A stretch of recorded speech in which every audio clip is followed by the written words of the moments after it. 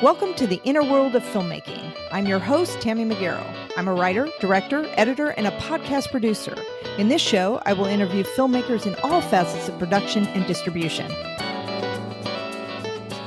I'm so excited to introduce my guest today, Ashley Flowers, who is an actor, prop master, and now filmmaker living in Chicago. She studied props at Yale University and has glided back and forth between being an actor and a prop master who's worked for Netflix and NBC. She is now working on a queer short film about two women on a first date. Welcome to the show, Ashley. Thank you for having me. So I wanted to start off with, what was your journey into filmmaking and wanting to be a prop master and actor? And wow, Yale University. I mean, how impressive. Thank you. Thank you. It's kind of a crazy story how I kind of got into this. So when I was younger, I always wanted to be an actor. That was always my thing. And then I got to Ball State University. I didn't get into the acting program.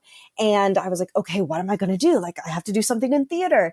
And I fell into props. I really loved it. I was like, this is kind of cool.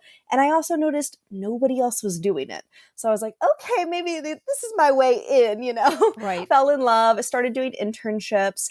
And one of my professors, John Sadler, encouraged me to apply for the Yale prop internship apprenticeship. And I was like, I'm not going to get into there. But I went ahead. I applied, thankfully got in. And so I did a year program within the master's program at Yale University. And that really just pushed my props career tremendously. And I worked in New York on and off Broadway for a bit. I ended up actually going back to Yale after graduation and was the assistant prop master for a few years for the Yale Repertory Theater, which was amazing. And I absolutely loved it. But I was missing acting. So I was like, okay, I really love this job. I love these people, but I'm not acting anymore. And that's truly my passion. Mm-hmm. And so I decided to spend a summer in San Diego. And I took some acting classes at the rehearsal room with Carrie Scott. Right. And fell right back in love with it. And was like, oh, I need to do this. Like, I can't limit myself to only props right now. And so I quit my job at Yale. I moved to California, got back into acting. And because California is more film-based versus theater-based, I started getting into more film stuff. And then moved from San Diego to LA and really just immersed myself into film. I was prop master at Pasadena Playhouse for a little bit. So I was still doing theater, but really was doing short films, student films, and just really getting involved more into the film world. And when the pandemic happened, obviously, as we know, theater just died. Like, it was done. Right. So was film, but film came back much quicker. Mm-hmm. So then for about a year, it was only film and there was no theater. And I realized how much I loved it and how much more I felt that I could do within film versus theater. And it definitely was financially better for myself as well. So yeah, just dived in and then fell in love with a woman in Chicago. Right. And moved to Chicago and luckily got into the union here and knew somebody who knew the prop master at Chicago Med. So I got onto that show and now I'm additional props on that, which is amazing. And yeah, it's just diving more and more into film and yeah, that's how it is. I love it. And I had a question about all your moves, but let's go into, if you don't mind my asking, is I'm always curious financially. Mm-hmm. How does somebody make these moves? Oh my gosh. And number two, how do you get your gigs? I mean, are you just hustling every day or did you just make a lot of, you seem very friendly and have a lot of connections. So was that it? So tell me your story, like from San Diego, did you save up your money and then where did you live in San Diego? And then I know, sorry, I was thinking all these things like Carrie Scott, he does auditions. So you have to be good to get in there. Mm-hmm. So let's just note that. So do you mind just taking me through, like, did you save up your money to move? Did you have somebody you knew to move in? How did you work those moves? So the smart route would have been to save, but not smart on that count. So I literally sold everything that I had and used that money to move. Mm-hmm. And it was crazy. It was very crazy. I had a small amount of savings from my job, but not much. And I will say I did something very, very dumb. And to whoever is listening, please learn from my mistakes. I had a credit card And I put a lot on that credit card, and Right. definitely was not the wisest decision. I should have saved to do the move properly. But I didn't. I was excited. I am impulsive. And I was like, you know what? We're going to sell everything and we're just going to go. I found this studio apartment near one of the colleges and just was like, okay, we're going to do this. Lived in a studio. I didn't know anybody out there. That's every time I've made a move, I never know who was there. You know, I moved to New York. I didn't know anybody. I moved to Connecticut. I didn't really know anybody. Moved to San Diego, LA, you know, I just kind of do it, honestly. But yeah, financially, I should have saved, but I definitely put more on the credit card than I should have to make it happen. And to make connections and stuff, I know that is a big thing, is you have to reach out to people. And I'm very much a believer of emailing as many people as I know in the industry. The worst thing they're going to do is they're going to ignore me, or they're going to say no, whatever. They're not going to remember me in a few years if we work together again. You know what I mean? So it's like, what's the harm? Yeah. As long as I'm being nice. And so reaching out to a lot of people, trying to get jobs, and always saying yes to jobs. When I was first starting out, I didn't care what the position was in the prop department. I was like, yes, I will do it because I'm going to learn something. And still to this day, I am learning. And I think that is kind of the mindset that you have to have in this industry, is that you need to constantly know that you don't know everything. None of us know everything. None of us know the rules. There are no rules. Right. So you just have to be open and willing to learn and willing to work and be kind. No, I think you brought up some good points there. I think taking gigs, even if they're not paid sometimes, because twofold is you get to meet new people and you're networking, and also you're working.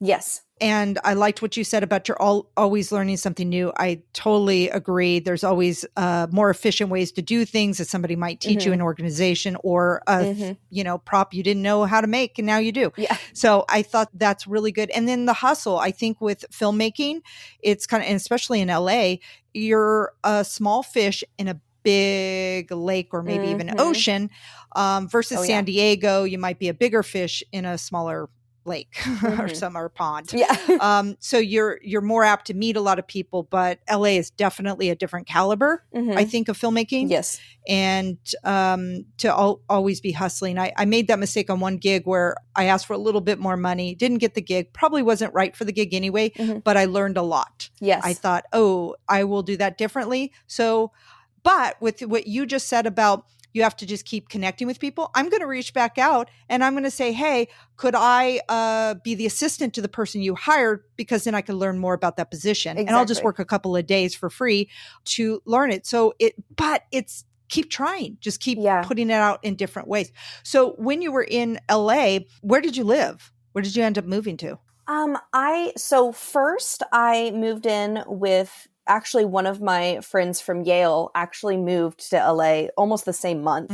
And I was like, hey, can I just live on your couch for a month or so?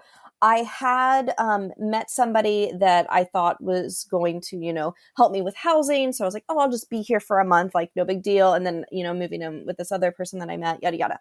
Well, then that ended up falling through. So I was actually on his couch for a couple of months. And I was like, well, all right, got to figure something else out. And he was actually in Torrance. So it was, a little bit south of LA. And then I found a place in Valley Village off of, where was it? I think it was honestly on Craigslist, as scary as that sounds. But I found this person that was subletting a room. They were really nice. I met with them several times. The roommate was really cool. I actually still stay in contact with her. And so moved there, and then moved in with my ex-girlfriend a few months after that. Right. As a typical U-Haul lesbian. And then we moved around a little bit and ended up kind of being in Sherman Oaks for the majority of the time I was in LA. And then how did you meet your wife in Chicago? So this is the craziest story. So as you know, I do TikTok. Right. And I know we'll get into that in a little bit. But she was also on TikTok. And I wanted to have more of a lesbian friend group in my life that I didn't have. And we were in quarantine. One of my friends knew a lot of TikTokers, and we started doing these Zooms. And so we would do a weekly Zoom and we just hang out, talk, and she was on those. And I wasn't following her on TikTok or anything. We just like knew each other from the Zooms. Totally not interested in her. She wasn't interested in me. I was talking to some other women. And then randomly, we all get vaccinated. It's safe to travel. I'm like desperate to see people because I've been alone in the apartment for, so many months. I'm just like going crazy. Right. And we're on a Zoom one day and I was like, you should come to LA. Keep in mind, I think I've had maybe one phone call with this person. The entire 6 months we've been friends. It's all been just like on Zoom with other people involved. And so she's like, sure. And I'm like, okay. And then just that spontaneity, how do you say that word? Yes, spontaneity or spontaneous. Yeah, that spontaneous attitude and adventureness. I was like, oh, that's kind of hot. Okay. And then I was like, well, she's attractive. So, Yes. The wheels started turning a little bit. And so I was like, well, let me take her to a fancy dinner and, let's just shoot her shot here. Nothing's going to happen. It'll just be a fun weekend. And then she came out to LA and it was the best weekend of my life. It was so romantic. We clicked, we understood each other. And by the end of it, we were like, well, this was unexpected. And she wanted me to fly out to Chicago. So flew out to Chicago the next weekend. And then suddenly we were like, oh, this is a thing. This is real. So yeah. And then one thing led to another. And yeah, now I'm in Chicago. So what made it be you to move and not her to move? So the reason I chose to move is that she is a teacher and it is much harder for teachers to move out of state because of certifications and stuff. She has been doing, she's been at the same job for almost 10 years. As a filmmaker, I can make film wherever. Right. And I kind of like to push the stigma of you can only do it in LA, you can only do it in New York. And I'm like, why not? Right. Why? What are these rules? There are no rules to this. Right. We literally are making it up as we go, every single person. So I was like, you know what? I'll move. If it doesn't work out, I can move back. Right. And so, yeah, I decided to move and it's been great. Well, yeah. And it's a major city. It is. So there's a lot of things shot in Chicago. There are. And I'm very lucky because I did not think there was as much film as there is out here. Yeah. And I did not think I would be working on a TV show so quickly. So I feel very, very lucky in that. So how is it working on Chicago Med? I mean, do you get any acting roles on it or it's just prop? I'm just additional props on it. Uh-huh. So we have our prop master, Chris Shader, who is wonderful. And then we have our assistant prop person, who is Mike Hudasak, and then Matt Eisler, and the Victoria Harding, and then me. And so it's wonderful. I've honestly have not had this much fun working with people before. It's very different from what I'm used to doing because I am used to being the prop master and having all the responsibilities, where this position is. You're right. I don't have all those responsibilities. I just need to do what I'm told. I'm like, oh, this is kind of nice. I'm like, I'm not as stressed as I usually am. And I'm every other week, which is perfect. So on my off weeks, I can focus on acting and working on my short film and other projects. And it's a very nice balance. And I really love it. And I feel very lucky to be a part of it. Oh, that's great. Well, let's talk about your short film. Yes. I think we lead into that. Is this kind of based on personal story? No, it actually isn't. And I've got a lot of people who ask that. I think there's definitely themes that are inspired from my life. Mm-hmm. And I am working with a friend, Erica Romero, who we kind of co-wrote this together. And then we hired another one of my friends, Farboda, to help kind of rewrite. Mm-hmm. They are an amazing writer. And we're like, we're not writers, we're actors. This is the script. Please help us. Right, and so they have been wonderful at helping us make this better. And them and I are also working on a feature film as well. So we've been working together for quite a while on scripts. So I knew that they could really bring the short film to where it needs to be. But yeah, this short film is about two women, Molly and Jess, who have been online dating, and you see them meet and have this first date. It's very short. It's about 10-minute film. Mm-hmm. And I'm really excited because it shows the emotional vulnerability that I think is very unique to two women on a first date. Obviously, that is a theme with straight couples as well. But I do feel that when I have dated women versus dating men, there is a much more intense emotional level there. Mm-hmm.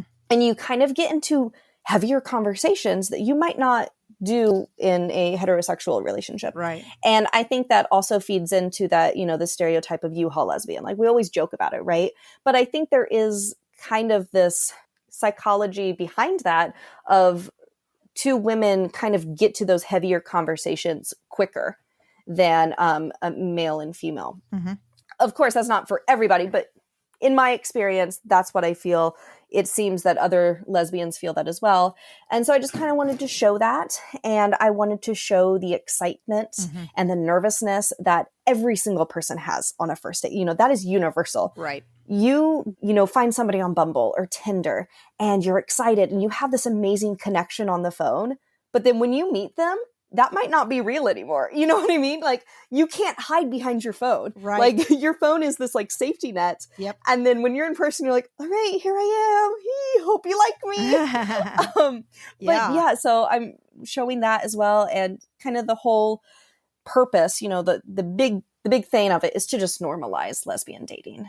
I know there is more LGBTQ plus representation happening in the media, and that is wonderful, but I want more. And I want it to be queer led. You know, I'm looking to hire a queer DP, a queer director, you know, bring on another queer producer. I want this to truly be through a queer lens and not a straight lens. And I think that's something that the media really struggles with, understanding that we don't just want representation, we want authentic representation. We don't want to look through it from a straight male perspective. Like, we don't, because it's not going to be right, you know? So that's kind of my goal right now in filmmaking, is that that's what I want to do, is I want to bring that representation. I want it to feel real. I want it to be real. I want it to look real in every day of what we live and breathe. And so that's kind of what I'm doing. So I have this short film called First-ish Date, and we were 26% funded. We are going to be doing a fundraiser event in Chicago, hopefully around the holidays, to kind of help boost some more money in that. Mm-hmm. And I've been talking to a few different directors and a few different DPs that are really excited. And so I'm excited to kind of finalize those positions more. And yeah, and then after that, I am working on a feature as well, between a non-binary lesbian and a femme lesbian. And so, yeah, I'm just excited about all of the things that are cooking in my brain. Yeah, it's nice to be on creative projects. It's exciting. Mm-hmm. It is. And also, I was just thinking, do you mind just explaining the U-Haul lesbian just for people who don't know what that means? Absolutely. So the U-Haul lesbian is definitely a stereotype that I think we joke about because it's kind of a little bit real, but we also kind of don't like it. It's when two women are dating for a very short amount of time, like a couple weeks, and they move in together. And, you know, there's always the joke of like, oh, on the second date, you bring the U-Haul. It's not usually the second date. You know, it's usually a couple weeks. But I mean, for me, example, my ex, we knew each other for, I think, 2 months and then moved in together. That is U-Haul lesbian. And then my wife, we were friends for 6 months, but we were only dating for, I think, 3 months, and then we moved in, you know? So it definitely is a thing, but it's not on the second date. At least not for me. Right. I know. They got that one wrong. But I think it is a fun joke that we kind of all talk about. I think lesbian TikTok has definitely skewed my perspective on things, because I'll be in a room with people that are majority straight, and I make like a lesbian joke and nobody gets it. I'm like, that's not for, okay, gotta save that one for just my queer friends. Right, exactly. Well, on that note of TikTok, let's talk about TikTok. Yes. What I was so fascinated with TikTok is during the pandemic, that's when I got on it. And it's like watching a reality show in a minute. And that minute goes 3 hours later. Yes. So, so you could actually watch a film, of short it's things. so true. And just being in the world of somebody, like I'm in their home. Mm-hmm. I'm seeing them dance. I'm seeing them interact with their partners or whoever's in the video with them or alone. And I'm seeing them dance to music and doing the same one, and look at all the different ways that people do it. Yeah. So, what made you decide I'm going to get on TikTok and I'm going to be a content creator versus watching it? It was honestly so random. So I actually downloaded TikTok when I was in San Diego, I think 2018. Mm-hmm. And I was just like, this is weird, but like, whatever. And I, as the algorithm figures you out, you're like, oh, okay, I kind of like this. And I was like, I'm never going to post. And I think one day I honestly was just like in a depressed mood. I don't know why, but just suddenly was like, I'm going to make a TikTok and it's going to make me feel better. Like, Right. I don't know why I thought that, but I did. And I started making these little TikToks, and they weren't doing anything. It was just for me. And then when I moved to LA, I started making more art-focused TikToks.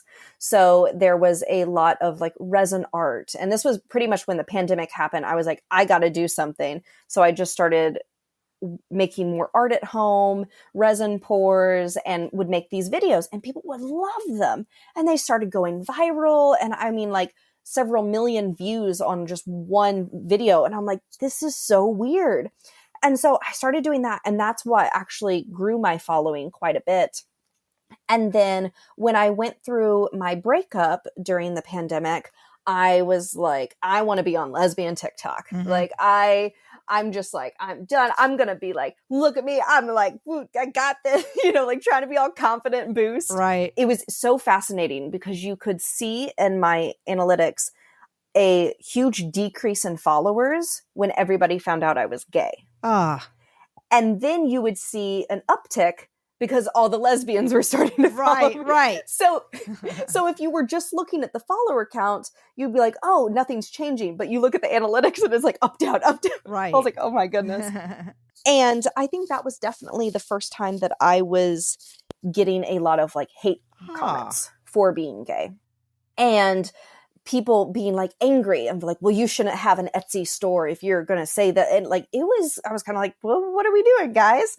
But I'm also stubborn, and I'm just like, I'm not going to let that bother me. And, kept doing more. I started talking more about my life. I started doing like the TikTok trends, and I would do reaction videos of other art. And it kind of just like one thing after another started growing and growing. And the reason I wanted to pursue it even more is I just had so much fun. And I was meeting people and I was connecting with people. And I think that is kind of like my big thing in life is I like to connect with people, and I like to feel seen and for other people to feel seen. And I feel like that's the beauty of TikTok is it allows everybody to be seen, whether that's positive or not on, what side of TikTok you are. But I think it's very beautiful of just seeing how diverse the world is, and you're able to connect to somebody instantly. And finding people that you have this little quirk, and thousands of other people also have that. Right. And I think that's just so beautiful. And so I love to create more. And I've been really focusing on working with more brands that are like LGBTQ, but I've really been working with brands that are LGBTQ plus owned, BIPOC owned, and women owned businesses, and really trying to kind of help promote those, and then also help promoting other TikTokers. I really like doing this series called Meet the Queers, where I have different creators that are queer and just like a little snippet of them like walking across the room. And I want to do more of those, but it is definitely hard to organize those as well, and if people are actually interested in doing them. Yeah, it's really fun. And I like to talk a little bit more about my life and my wife, and talk about film and the stuff like that. And it is kind of random. I try to niche down and it never works, but I really love it and have a lot of fun doing it. Yeah. And I wanted to talk about your lesbian TikTok. So how did you come up with the idea And then how did you get the people to contribute? How did you get them to do it? And then did they have to send you the video and then you put it together? Yeah, for the Meet the Queers series? Yes. Yes. So there was a trend going on with one of the audios that was like meet your friends. And I thought that was really fun. So I decided to do it with some of my queer friend group. And it went really well. And I thought, I wonder if we could do this for more, because I have quite a large following. And I know there are some great queer creators on this app that don't have a large following, that should, in my opinion. And I also noticed that in some of these trends that we were seeing meet the groups, it was a lot of white queer creators. And I was like, I feel like we need to be showing like the diversity of these, of TikTok. It's not just white lesbians here, like there are amazing, beautiful shades of color on this app that we should be showcasing. So I was like, well, why don't I just, try to show more queer and show the diversity of that. And so I would reach out to creators and I was like, hey, do you want to be on this? And I would try to find creators that had a very large following. Yes. To kind of help gain views on that video that would then also help the people that were in that video that didn't have a lot of views. Or a lot of followers, because if you just have a video of all of these random people that have no followers, that know people tend to like move quickly and not actually watch the video. So in my mind, I was like, okay, like I'll do a blend of people with large followings and smaller followings, just try to kind of like help. But it is hard to do those because I'm now waiting on people to send me their video. I feel like a casting director of like trying to get the videos for the actors and stuff. And then sometimes they would film it wrong and I'd be like, I'm sorry, could you actually like redo that? And it's actually this. And so it was like a lot of learning of how to be very specific with what to do in the video. And for me, that was just never a thought. Yeah. So trying to get people to actually do it is probably the hardest. So for a while I was doing it every single week, but then I wasn't getting any videos and nobody was really interested. So then I was like, okay, well, I can't do a video with just like one person in it, So it's kind of hard because I haven't done it in a while, but I really want to do it. But I can only do it if people are interested in being a part of it. You know what I mean? Yeah, but that's really what a sweet thing that you did to bring one community together, connection, and also the higher followers helping the smaller followers to balance it back out, which I think is great. So I did watch it and I was like, wow, how did she do this? Like, I mean, well, I knew how you would do it, but I was just thinking, wow, to get those people, like, does she know these people? Like, but I get it too, is like TikTok is its own community. I often wonder, like with all the comments that people make, I mean, are people really reading all of that? And how do you connect with somebody who has a lot of followers? How do you get in their DMs? Yeah, well, I think it depends. Because I mean, there are some people that I've been friends with before they had a following, and so I've just stayed friends and then they, skyrocketed and stuff like that. And then there's other people where I just go to their Instagram and shoot them a message and see what happens. And yeah. A lot of the people in those videos actually have already followed me before. So there was already that, like, they had already liked my content. And so that was a little bit easier. But I will say it is kind of challenging sometimes with some people that you really want to get them in the video, but they're not responding. Yeah. They're like, who are you? Why am I going to bother with you? And I mean, that's life, right?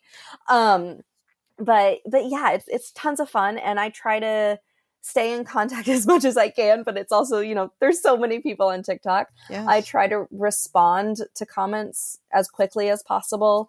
And I'm trying to do better at commenting on other videos as well. And I think that's an aspect that people don't realize when you are a content creator is you have your hours for filming, editing, ideas, all that stuff. But then you have several hours of just being on TikTok. What are the trends? What are the hashtags that are going on? What are the audios? Making sure that you're socializing with other people, because that's I mean, that's the whole point of social media, is to be social. So, you have to make sure that you're being social and making more connections. And I love that, but it's also like, it's time consuming, and some people do forget about that aspect. I think you brought up some good points there. I had another guest, and he's a content creator, and he was saying that exact same thing that you said. Social media is social, and people forget that. They just like post, "Hey, buy my stuff." And it's like, why? Yeah, why? I don't know you. Okay, so commenting on other people. Yes, this is like a full-time job. I think if you're a content creator, I mean, and we're going to talk about diving into your equipment, how you do your stuff next. But I was just kind of curious, like, because there's so many comments, sometimes I love videos. So I try to like or subscribe just to help people out, especially if I like their stuff, because I know that helps. But I don't tend to comment. Yes. Because part of me feels like, they're not going to read it. Or do they really care? Like cute. Do they care? What are your thoughts about that? Like, as a content creator and you getting people leaving comments? I love when people comment, because it's engaging. And to me, it's like, oh, you want to talk, or you are interested. And it definitely does help the algorithm, is commenting, because it's engagement. And I trying more, I should say, to comment more and more on other people. And I love when people comment on my stuff, because it is nice. It makes me feel like, okay, I did a good job. Like, it's all right. And you're interested enough to talk to me and stuff like that. And I think that gives a window of an opportunity to make a connection with somebody. And I think that's pretty cool. I love that. Okay. So I'm going to start commenting now. I did comment on yours. I mean, the resin, when you did that ocean floor in the bathroom, I was like, favorites. What can she not do? I mean, this woman is so talented. I mean, wow. I found that very amazing. And you did that in time lapse. So talk me through that video and shooting it and the equipment you use. What do you use? Do you use your phone? Yeah. So for that one, I used my phone and a very small tripod, and I just set it up at an angle that you could see the entire floor, and just pressed record for the time lapse setting on the iPhone. And yeah, that project is one of my favorite projects. That has been 2 years, and I still have not seen it fully done with like the toilet in and all of that. And I know all of my followers keep asking anytime I post about it, but like, I don't know. And sometimes that happens with art. It's just, you finish it and then you don't get to like see where it goes or whatnot. Right. But yeah, that process was a week long, solid week. And it was, some days it was only 5 hours. Some days it was 6 hours. Some days it was just like 2 hours of pouring resin, because each layer had to set before I could come back the next day and put on the next layer, because it had to cure for 24 hours. But yeah, it was so much fun. I used Smooth On products for all of that, and they wanted a ocean because they lived right on the ocean, and they wanted it in their bathtub or in their bathroom. And yeah, it was amazing, and the biggest resin pour I've ever done, and would love to do again for sure. So, okay, so you're doing a time lapse. So you start it, and then you just go until you're finished, and then stop it, and then do another time lapse. Yes. Or in sections. Like if you're there 2 hours, you're not doing a time lapse for 2 hours, are you? Or are you? No, I did. Yeah, I did. I would literally just set it up and let it go until you were complete for the day. And then you would do another one the next day and the next. Okay. So how much storage did that take up? Oh my goodness. I mean, did you have to worry about that or something? So you had to download it after every one, right? Yeah. I feel like on my phone, I bought the very large storage package I could get. And then I also have like an iCloud account that has a lot of storage as well. So I wasn't necessarily concerned about the storage, but I do recall it taking up quite a bit. Right. Yeah. So, okay. So when you're doing your TikTok videos, do you only use your phone or do you ever use a different camera? I do. I only use my phone, but I'm actually, this coming week is my off week from Chicago Med. So I'm actually experimenting a little bit with my professional camera that I use for photography. It's a Canon Mark 5D2. Okay. And I'm going to be experimenting this week on using that for TikToks. And I'm also starting a YouTube channel, so I'm going to be using that. And I'm kind of curious because, there's the color grading and stuff like that, which I don't love to do. Right. But I'm going to test that out to see if I like that and if my followers like that, the quality to be better. But honestly, up until this point, I've only used my phone, and I have, I think, the 12 Pro iPhone, and it has great quality when you have good lighting. You definitely have to have good lighting. I like to use the natural light. We have beautiful bay windows in our living room, so I usually make sure to film around like 2 to 4 is like the best time for our living room. So I try to film during that time, and it usually comes out really nice. But I definitely have a lot of lighting equipment as well because, for acting, for self-tapes, you have to have that because you never know what time that comes. Right. Yeah.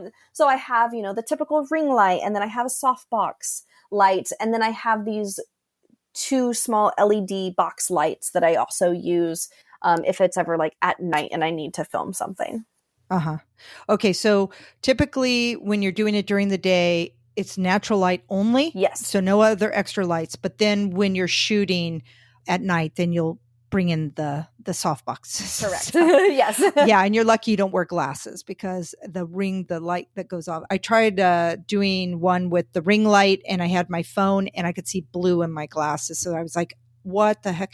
So I have to figure out my lighting setup. But yeah, so that'll be interesting. Okay. So you're going from YouTube, which is landscape, to portrait, which is, and Jesus, yes, we're going to portrait with everything. Part of me is just like, oh my God, what are we doing, folks? Everything is a portrait view. We should be like, that's not a film. But then it's like, yeah. And now what's scary is that the way we're going? I think we'll just go there for a while. But okay, so you're doing a YouTube video, which would have to be landscape or should be landscape because it fills up the screen.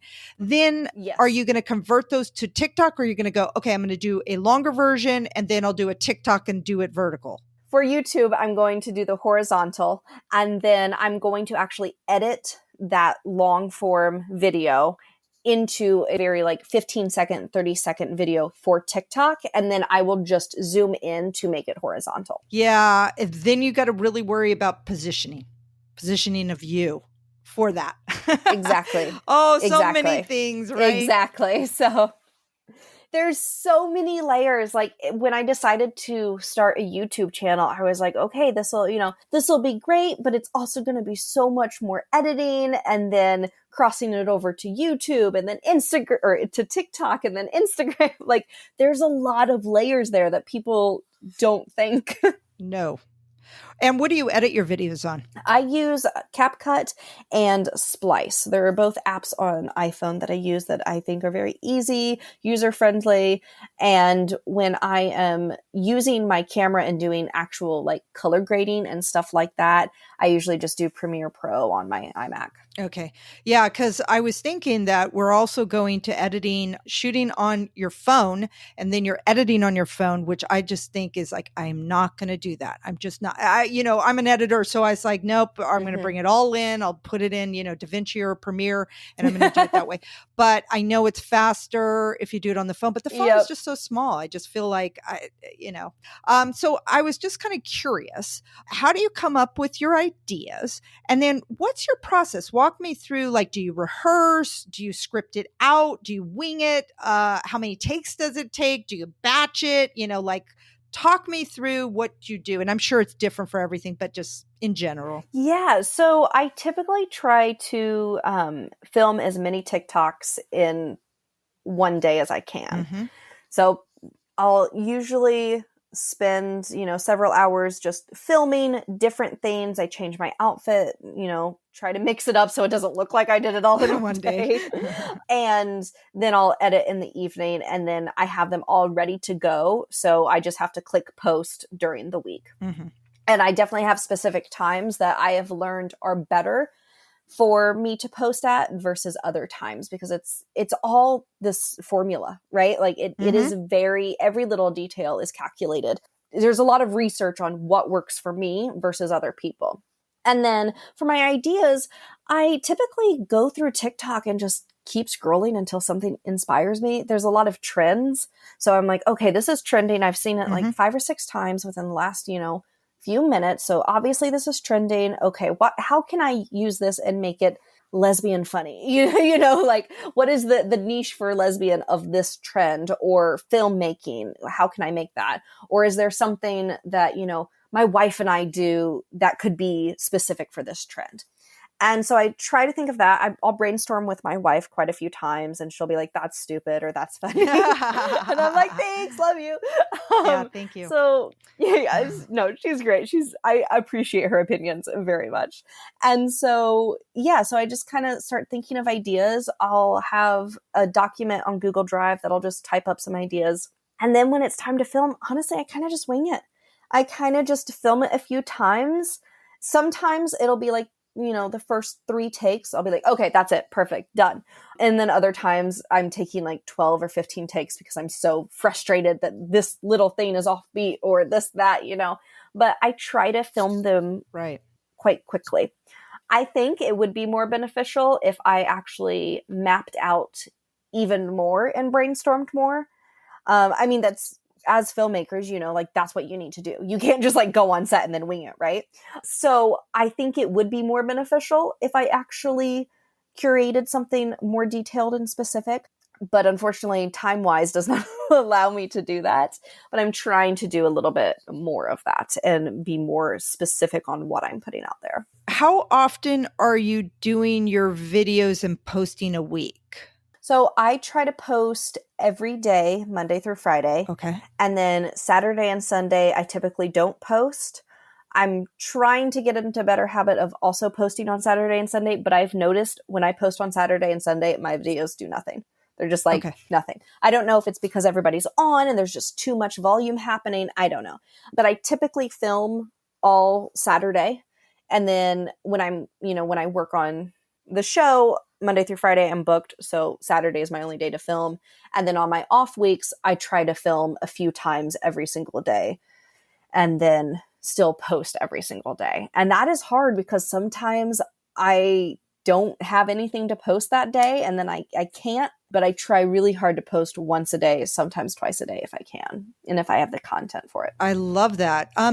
Because I think if you're a content creator, and from what I've read and watched videos about, posting, you have to be posting every day or at least 5 days a week like you're doing. Yeah. And that means you have to be coming up with new ideas. You need to be filming it. You need to be like executing pretty quickly to get any type of followers. Because if you're only posting sporadically, then nobody's going to see you. And they'll forget. Well, and they also don't remember you. Yeah, exactly. They forget about you. And they're like, oh, who I was following this person? Oh, unfollow. That was weird. And that happens. Like it happens. And I think consistency is key, right? I mean, I feel like that's the thing for anything in our lives is you have to be consistent enough. And creating a following, you have to be making sure those connections are consistent, and you have to make sure you're sending out things that people want to be seen, and that's consistent. And for a while, I was doing lives almost every single day, and it was great. It was, so much fun to really interact with people. But now that I'm working so much, I don't have the luxury to be doing lives. So I'm trying to figure out currently where my live consistency comes into play. Is that just once a week? Is that, every Saturday at this time, this is when I go live? Because that's the other thing is if you're not consistent about going live, your followers are never going to know when you're live. So then you're just going to get random people, or it won't be successful, or it'll be weird.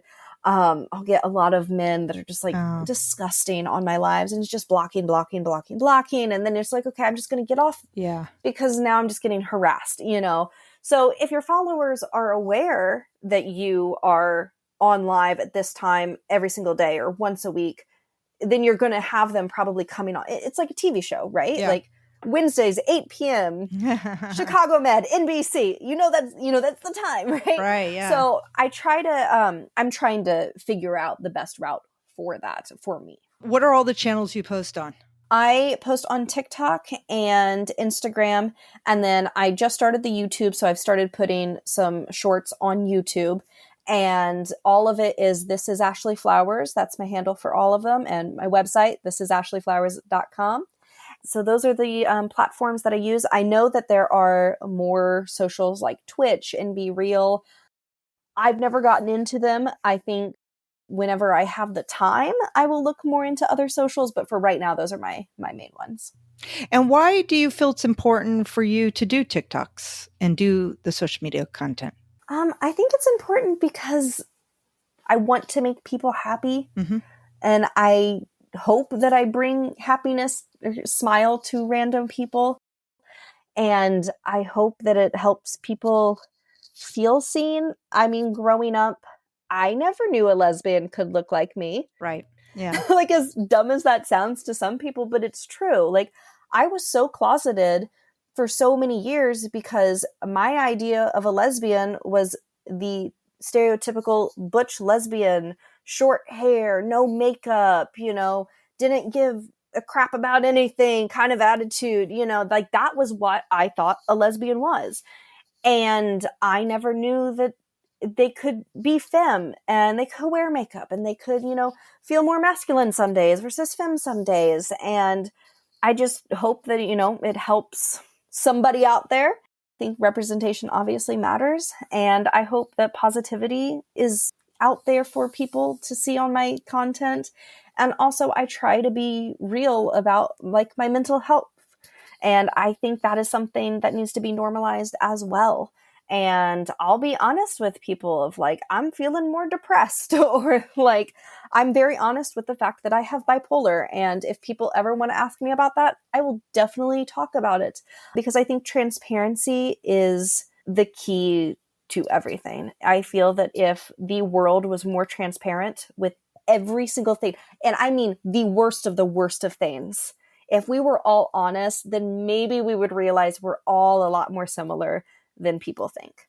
And yeah, that's just, I think, why I feel important is for people to feel seen and put a smile on somebody's face. I love it. Yeah. And what about, I'm hearing a lot about monetization. Mm-hmm. Have you made any money off of TikTok, or do you know how that works on TikTok to make money? Yeah, it's kind of weird. So for a while, I was actually making enough money to pay like my phone bill a month.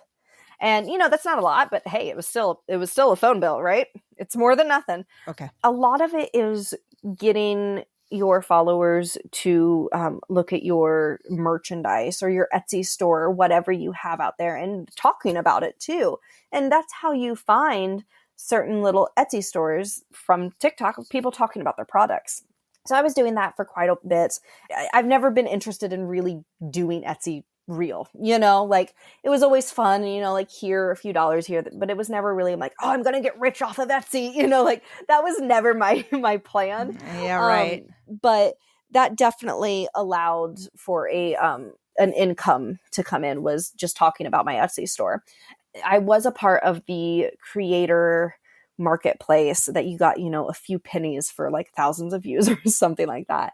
And I would make a little bit of that, but I got out of that because I was like, I'm not making anything off of it. I'm not doing this to like get bucks out of my views, So that's just kind of just died. Now, I think the biggest way that people make money off of TikTok and kind of in the route that I'm going, because as much as I love doing it, it is a business. And if I am going to be doing it, I need to find a way to fund my time for doing it. Definitely. So I'm trying now to kind of work with brands and stuff like that.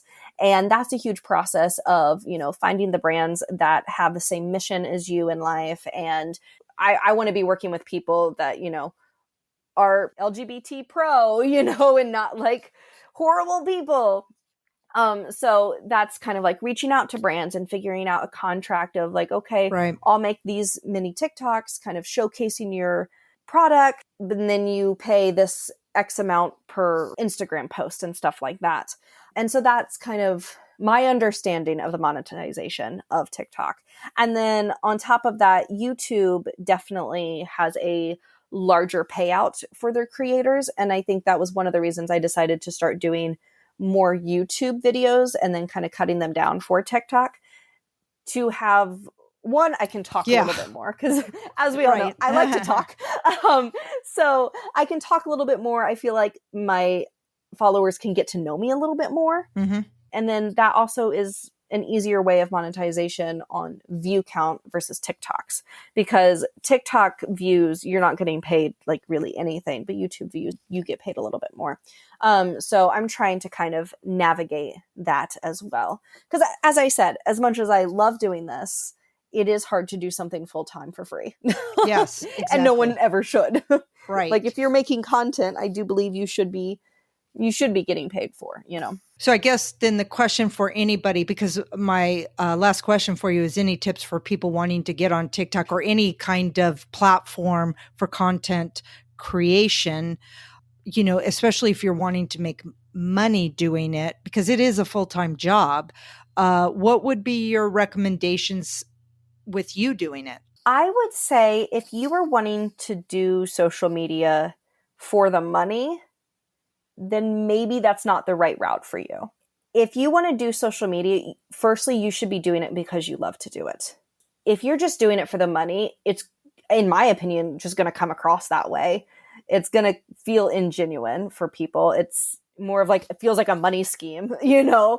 It's like you have to love it. And you have to have like a purpose of like why you're wanting to do it. Yeah. And then from there, figuring out, okay, who do I work with to start gaining money? Who, you know, what kind of avenues do I want to go? Do I want to have an Etsy store? Do I want to work with brands? Do I want to do more YouTubes, you know, stuff like that.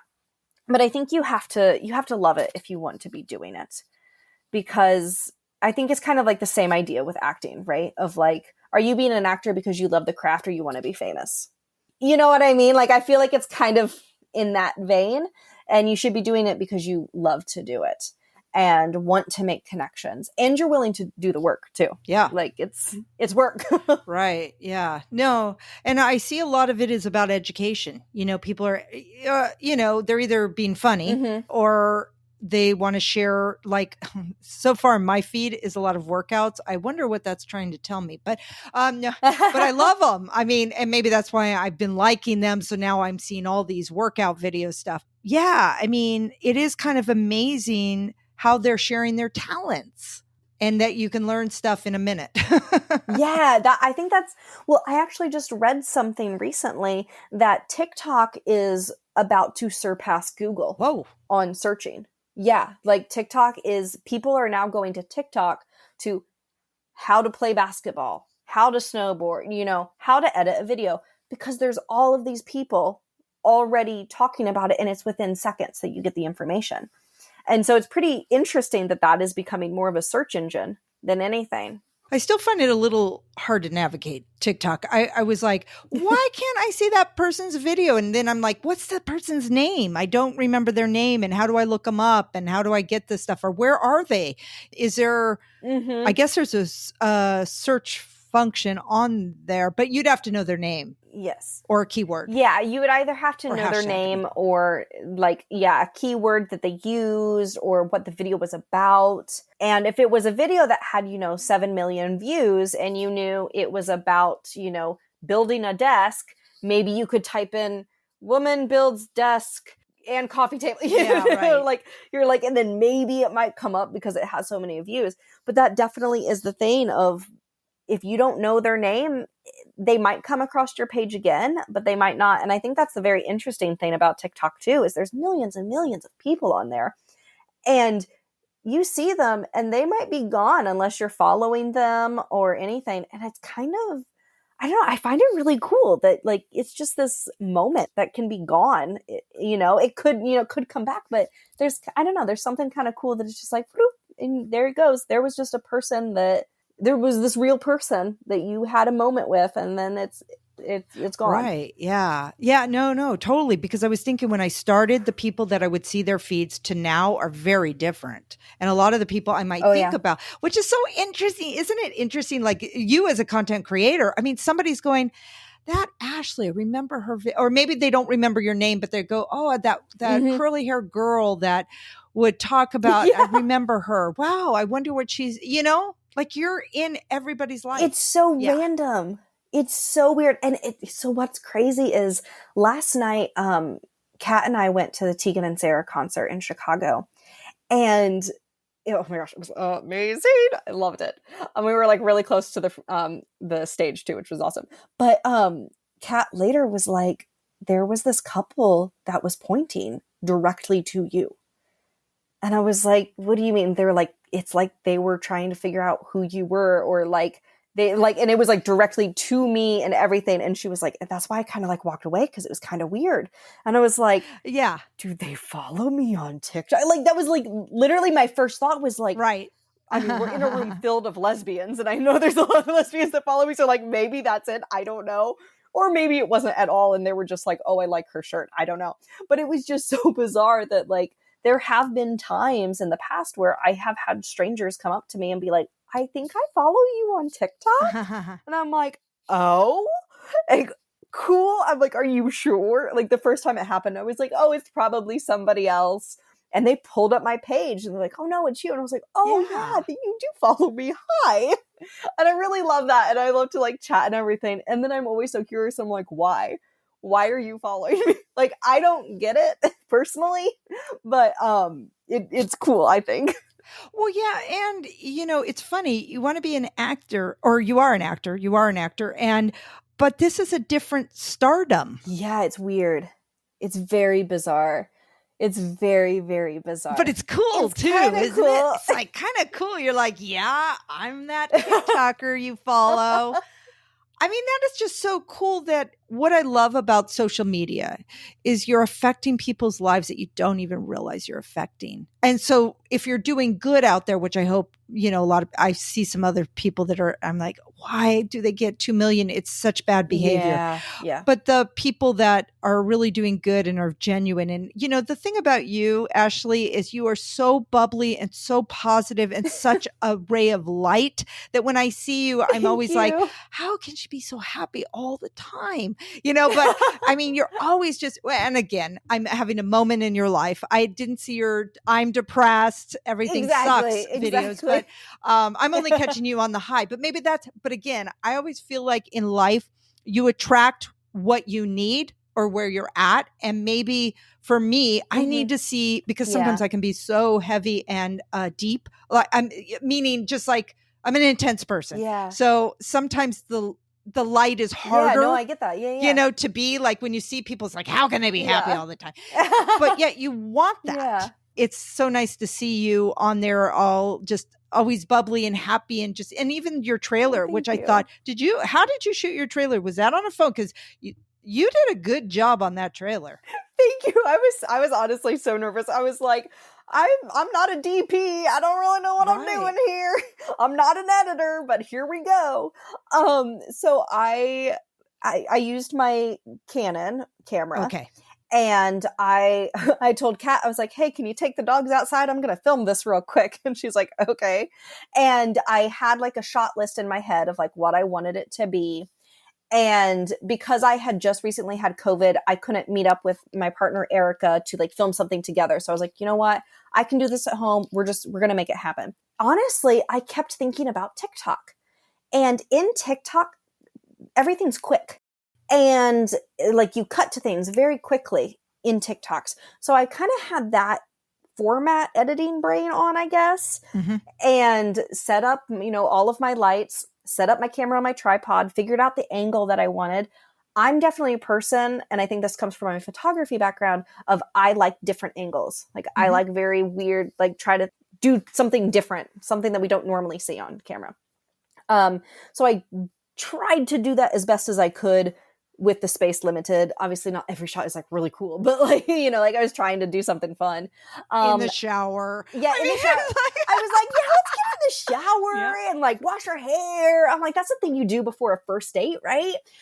So I was trying to think of like, what are the things you do right before, you know, the person's about to come over, you're about to meet them, you know, you shower, you brush your teeth, you put your makeup on, you get dressed, you know. So I just did little snippets of that, and then I got on my computer and I was like, all right, let's figure out how to color grade a little bit. And I've only done this once. And so I'm like, all righty, here we go. And then started editing, and I was like, all right, let's see what happens and if people like it. Because as I was fundraising, I was realizing, well, like I need something more tangible. Or I shouldn't say I thought this. My partner, Erica, thought this, that we needed something more tangible. And I was like, you're very right. We need to do something. So I was like, maybe a little teaser trailer would get people more interested in helping fund this. And so that's kind of what sparked the idea. But I'm really happy with how it came out. I thought it was kind of cute. Yeah, it was. And that just says kudos for for you, is that you are an action person. And a lot of times people are either planners or action people. Yes. And I think you can get stuck in the planning. Yes. And then you never get into action. And that's really great that you come up. And I wonder if the TikTok has helped you. I think it has. I think it definitely has on the editing aspect and what people want to see aspect. Because I mean, every video I post, I analyze afterwards. And I'm like, okay, what time did I post it? What was the quality like? Was it a trending sound? Was it not? Was it a transition? Who was watching it? Like, I really start to dive into it so I can kind of understand, how can I do better? Because I'm definitely the type of person, I want to do better. I want to do better. Like, I'm constantly trying to figure out how to do better. So I try to analyze as much as I can to figure out. And I think that definitely has helped me just making film in general. And so that's pretty cool how those like worlds collide. Yes. Yeah. And I think you're doing a fabulous job, and I can't wait to see more of your videos and put you out there in the world. So thank you so much for being on the show today. Yes. Thank you so much for having me. This was fun. Thank you so much for listening. I encourage you to get out there and make a film. Reach out to your local filmmakers group to get involved and connect. Please subscribe to the show if you like it, and follow me on Instagram at Tammy Magaro. Until we meet again, what's your story?